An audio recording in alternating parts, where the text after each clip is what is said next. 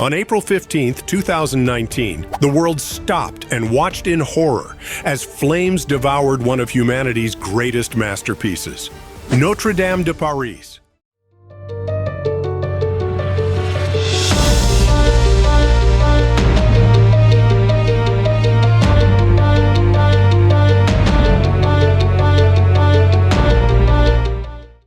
For centuries, this cathedral stood unshaken, surviving wars, revolutions, and time itself, only to nearly collapse in a single night.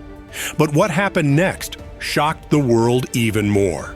Against all odds, in just 5 years, Notre Dame didn't just return. It came back stronger, grander, and more controversial than ever. Was this a miracle of faith, a triumph of human skill, or a political stunt? The truth is, the rebirth of Notre Dame isn't just about a building. It's about the soul of France, the future of history, and a battle between tradition and modernity that's far from over. Some call it a masterpiece restored. Others say it's been stripped of its soul. So what really happened behind those scaffolding walls? Who were the unsung heroes and villains of this $700 million resurrection? And why does this ancient cathedral still hold the power to divide and inspire millions? This is the explosive, untold story of how Notre Dame rose from the ashes and why its fire still burns in the hearts of people worldwide.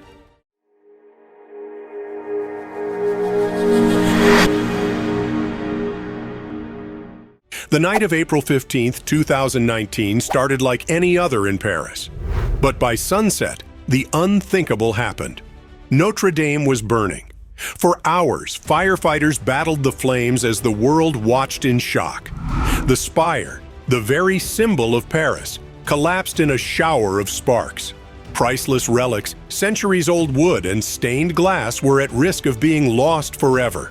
People rushed to the scene, not with cameras, but with prayers. Strangers held hands, singing as their beloved cathedral burned. In that moment, Notre Dame wasn't just a building. It was a living part of history, and it felt like losing a loved one. How did this happen? Officials say it was either an electrical short circuit or a careless cigarette. But the real question was, could Notre Dame ever be saved? The answer? Yes, but it would take a miracle.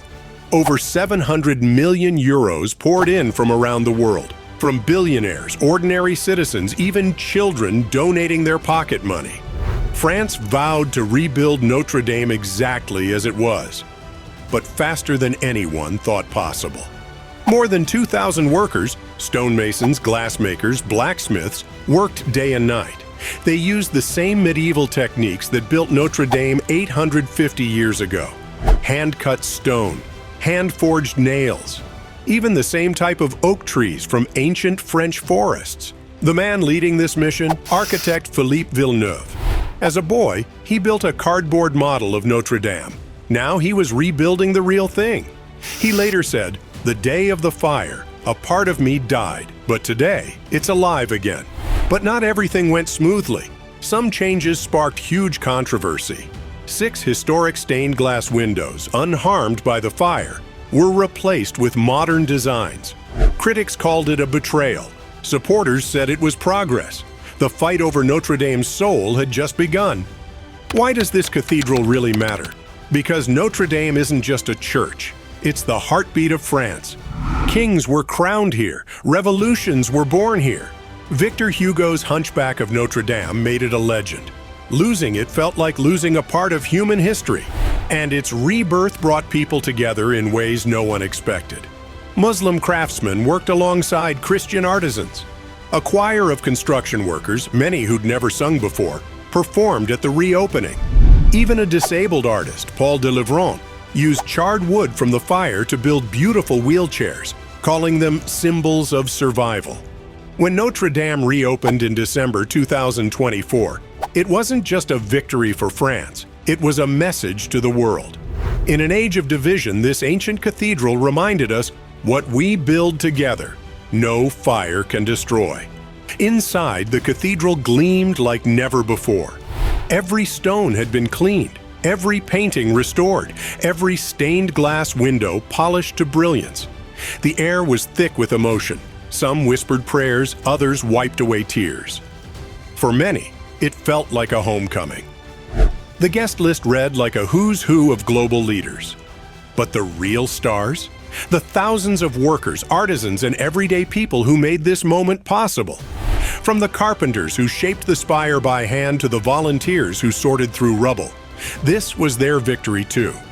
And there it was, the new spire reaching toward the heavens just as it had for centuries. Some called it a perfect copy. Others saw it as a symbol of something even greater, proof that what was lost could be found again. But Notre Dame's story doesn't end here. In a world where so much feels temporary, this cathedral stands as a defiant reminder. Some things last. For the skeptics who called it just a building, the fire revealed the truth.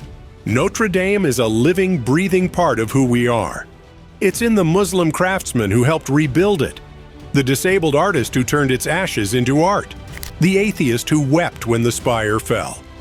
Notre Dame doesn't belong to one faith or one nation. It's a mirror held up to humanity itself. And maybe that's the real lesson here. When the flames were at their fiercest, people didn't see stone and wood. They saw hope. Hope that what binds us together is stronger than what tears us apart.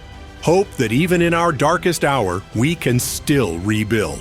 850 years ago, builders laid the first stones of Notre Dame, never knowing how their work would echo through time. Today, a new generation has added its chapter to that story. So the next time you walk past an ancient monument or a towering cathedral, ask yourself, what will we leave behind? And what, in the end, is truly unbreakable? They said it was impossible. They said we'd lost Notre Dame forever, that no fire could burn so fiercely yet leave hope intact. They were wrong. 5 years of sweat, sacrifice, and a battle against time itself proved them wrong. What stands today is no mere copy. It's a resurrection. A phoenix rising from the ashes, more defiant than ever. This wasn't just about rebuilding stone and glass. It was about reclaiming a soul the world thought was lost. Paris refused to let history fade. Artisans, dreamers, and ordinary heroes stared into the face of ruin and said, "Not today." What you've witnessed here isn't just a restoration, it's a revolution. A testament to what humanity can achieve when we refuse to surrender. The stones of Notre Dame have survived wars, revolutions, and flames.